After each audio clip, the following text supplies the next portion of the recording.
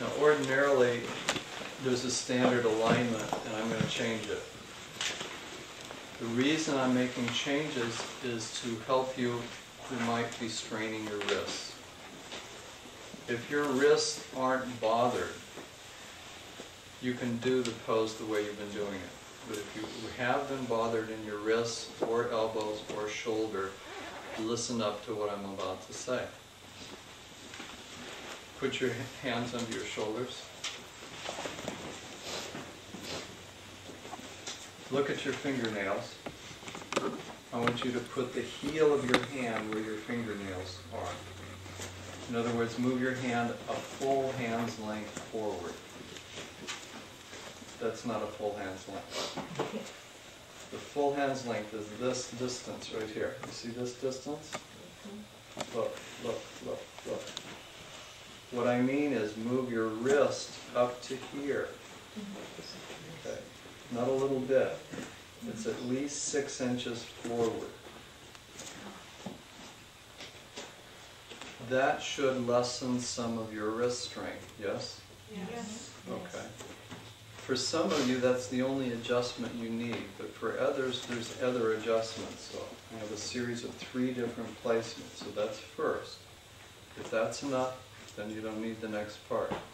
The second part is to put your hands the width of your mat.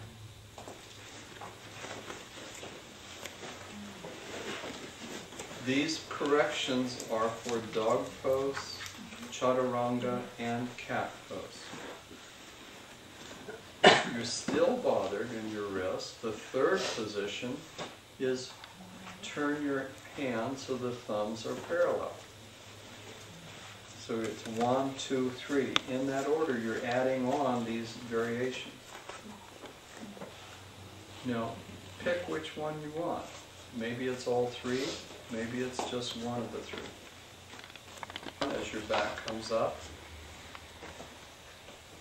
also pay attention not to feel your joints, includes your elbows. Don't lock elbows.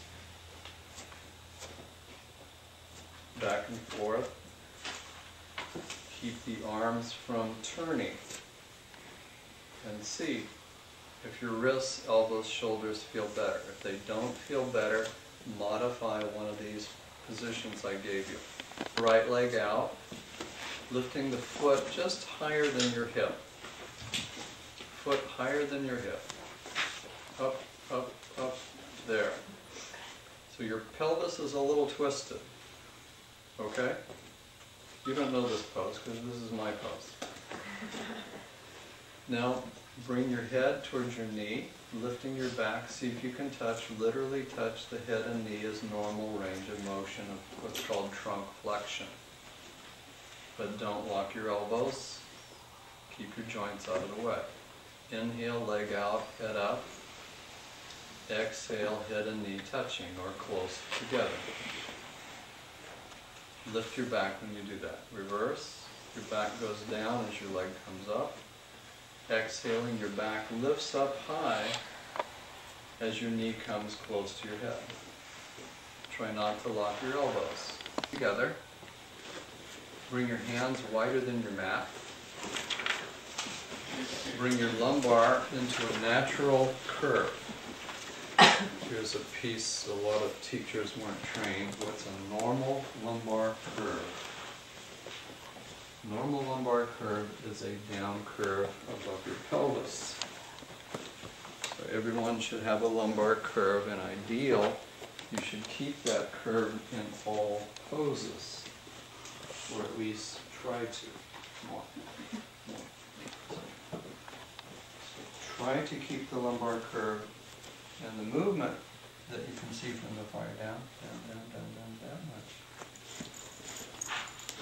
The movement is to keep that down curve as your hips go from side to side. So sway the hips to the right and to the left a few times. The main caution is I don't want you to feel the sacroiliac joint. And you're likely to. Okay.